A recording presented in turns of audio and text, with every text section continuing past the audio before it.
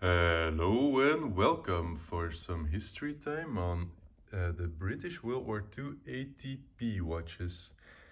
ATP is a true British military watch of World War II. These were supplied to the British forces through a Ministry of Defense contract with Swiss manufacturers in 1939. The more famous WWII Dirty Dozen wasn't issued until 1943. There were 17 suppliers of ATP watches, of which I have almost all. I'm missing about three. And of those, you've got Buren, Cortebert, Cyma, Ebel, Eterna, Enicar, Eterna, Fontaine and Grana, Lemania, Leonidas, Moeris, Reconvillier, Record, Revue, Rotary, Timor, and Unitas. And Ebel, Revue, and Timor each produce two types of watches. So in total, there's about 20 watches in the ATP series. Although there is some differences as well. All had been ordered to the same spec, which is 15 jewels, manual wind with subsequents, without shock protection, with a silver or white dial with railroad track and chapter ring, with luminous hour markers and luminous hands. But they have different, all dials have the same hour and minute track, but different methods of lume markings.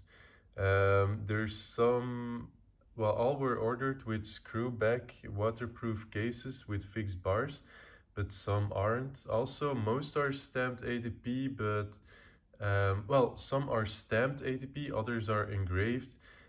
Usually it is stainless steel caseback with base metal, so chrome plated base metal. But yeah, there's exceptions. Some are stainless steel, like this one and the Ebel. But yeah, there's just so many different ones.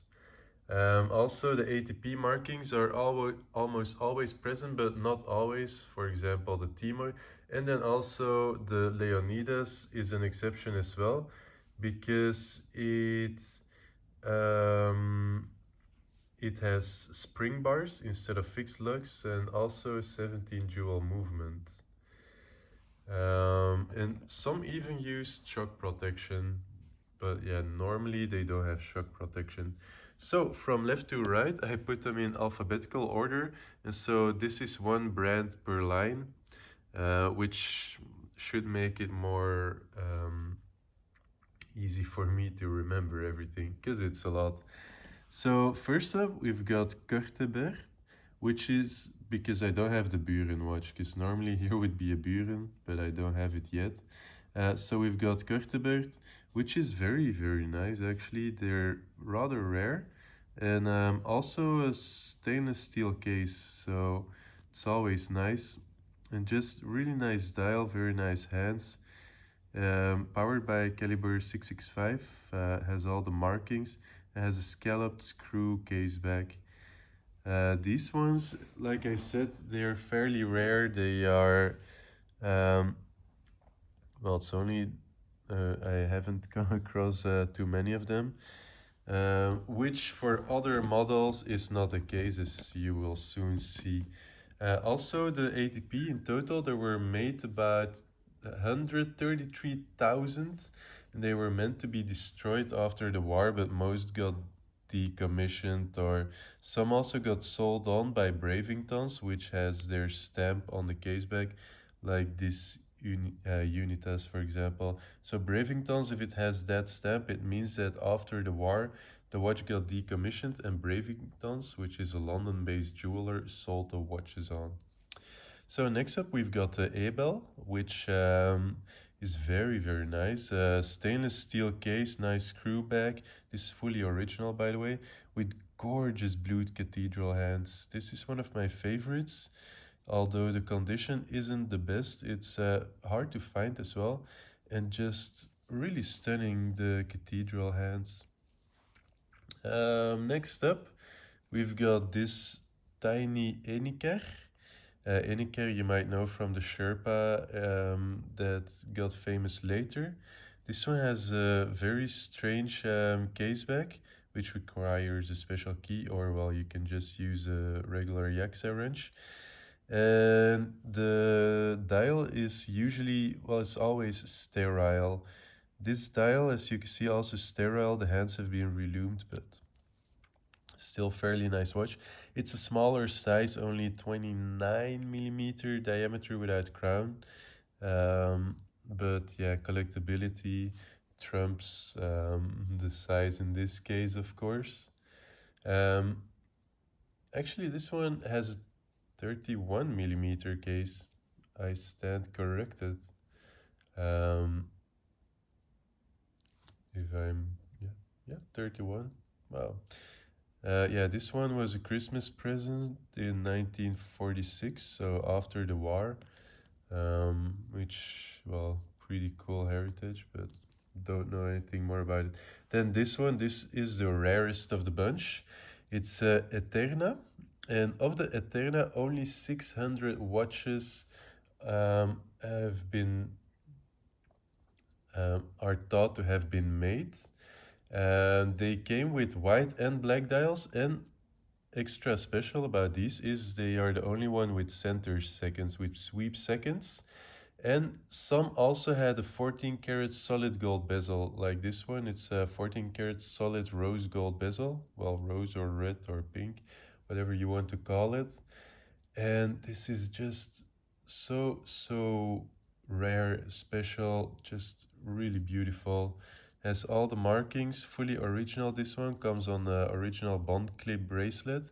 The bond clip bracelet was the go-to in World War II because it's so versatile, can fit anyone's wrist. You just stab it in there and done, and it won't come loose, but except if you want it to. And yeah, this one is very special, original unsigned dial, and just case very sharp as well. And yeah, like I said, only 600 pieces have been known to mate, which is extraordinary given the large numbers of the others. After the Eterna, we move on to the Fontaine Melon. This one, wait, yes, the Fontaine Melon. This one, as you can see, also has a very nice steel case and a nice screw case back, also fully original. This one, the crystal is a bit scratched up, but you can easily get it replaced, but I prefer to keep them original for collectability reasons. This one, as you can see, has spring bars, but yeah, they have obviously been, well, someone tried to make new fixed bars, but it's a pretty ghetto fix. But yeah, this one got sterile dial as well, beautiful blue to loomed hands. The watch currently isn't working. I haven't gotten around to getting all of these serviced yet. I actually do still have a lot of watches with my watchmaker. A lot of these as well. I've also got a very special Grana or Grana, however you want to pronounce it, with ATP and WWII markings. This one, as you see, is the Grana, both original. This one crown has been replaced, but I like these. They are very sweet cases, and just really beautiful. This one is in obviously the best condition, and yeah, just nice hands. The dial aged nicely as well. Well, this one is a bit more, well, it's still nice, but a bit less power in it. Next up, we've got the Lemania, which is a little bit smaller. These ones are 31mm. They also have a sterile dial, but they're easy to recognize by the caseback. So you can see some have ATP markings and the serial number, the other has not. So this one only has the ATP markings, but other than that, the caseback is the same. So This one is likely issued later in the war. The also no case serial, which well, was done to save on time to make them. But yeah, both have a original sterile dial, and it's just nice pieces as well. Next up, we've got the Leonidas, or you want to pronounce it, which are some of my favorite. I just like the way the dial ages.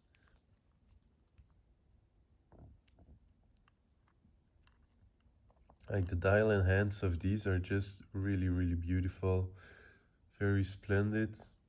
These always have markings on the case back, and you can recognize them by the 1018, which is between the lugs. They always have it, and they have it on the inside case back as well. Leonidas, as you know, they were later bought up by Hoyer in the 1960s. But before that, they were very famous for making their own watches, most of them chronometer grade, also lots of moon phase watches and other complications, and just very, very nice stuff. Then up next we've got Moeris or Moeris, or really wouldn't know the pronunciation. These, as you can see, all patinate rather chocolatey, or like, well, like they've spent their life in a smoker's hole. It is the nature of the paint. This is how you will get, this is the one of the nicest out there with fully original loom. All of these, well, practically all of these have blued hands and just so beautiful. This one obviously chromed case. The markings on the back, they're all the same. Well, no, the markings aren't all the same. But I mean the case back itself, you've got two variations. These are both variations, so it's actually a coincidence I grabbed both together. So you can see these two are the same. You can see also same markings. And then these, the bottom and the top are different. This one also same as the top, but then these two are different. This one has stripes between it, smaller markings. No ATP serial number, but it does have the case serial number. This one is later, as you can see by the case serial number. This one is earlier. So it's also interesting to see the evolution. Usually the later ones, they have fewer numbers because it means they could be deployed quicker. Because of course, scratching one number doesn't take that much time. But if you have to do it for every single watch, it takes a lot of time. This one also actually a very rare watch. It's a record, which is one of the few with a stainless steel case. And just nice piece, this thing. This one in fully original condition and very remarkable actually. Obviously the dial is patinate, which most of these are. With, of course, with radium loom, most of these will patinate. This one is Revue, and this one is one of the smaller ones. I believe it's 31 millimeters. The crown is original, which is a weird type of crown. Crystal obviously has a crack which can be replaced. But yeah, this one heavily worn, has a very special case back. It looks like a cogwheel. But yeah, also doesn't work currently. I think the balance is broken. I never actually got it fixed because it's not in the best condition. Next up, we've got Timor. For the Timor, you've got two variants. One with a scalloped caseback, one with a slotted caseback. I've only got scalloped casebacks here right now. I used to have a slotted one. The Timor actually has the most variants in the caseback engravings, because you've got one with only ATP, you've got one with the ATP serial number, and you've even got some without any markings at all. This one also has markings. And then, well, you've also got this one, which is a very special rare bird. The ATP markings got scratched off. You can still see the Fian here. And it got an extra marking 6E/385, which is believed to be a mountain rescue group. Yeah, it's special stuff. Then we've got Unitas. Let's go a bit here. The Unitas, almost all of these were retailed by Bravingtons, except for this one and this one. Yeah, this one you can clearly see the Bravingtons markings. It's actually remarkable I managed to grab the two without the Bravingtons, because I used to have more and most of them had Bravingtons markings, which means they were surplus and just got sold at the end of the at the end of the war. These have a nice big case, stainless steel as well, and they usually patinate quite a bit as well, these dials. Um, well, all of these are in fairly good condition. This has radium burn. This one is very soft. It's mostly the crystal that's a bit yellowed from radium as well. But yeah, these are usually in good condition because they weren't used in the in the war. What's wrong with me? And then lastly, we've got, well, lastly in my collection, there's more, but not in mine. This is the Vertex, which also is a Revue. Inside of the Vertex beats a Revue caliber 59, which is the same as in the Dirty Dozen Vertex. The Vertex Revue is made by the same one as this Revue, but Vertex was a brand name under which they sold watches in England. Revue was the name for everything else. So if you ever need parts, just look for a Revue, not for Vertex. This one, as you can see, also has the Bravingtons engraving, which means this one was sold as surplus after the war. So you can see the crown and the stem are missing, but no big deal. The parts are easy to get. But I haven't, of these, a few have been serviced, but most of them haven't been worked on because I, well, just put them away, collecting them, and that's it. Well, that's it for the ATPs. I've got many more watches, but I'll make different videos for them. Over here, I've got a bunch of 30 dozens looming. I've got some 6B159s and HS8s, and yeah, a few different ones. Anyway, hope you like him.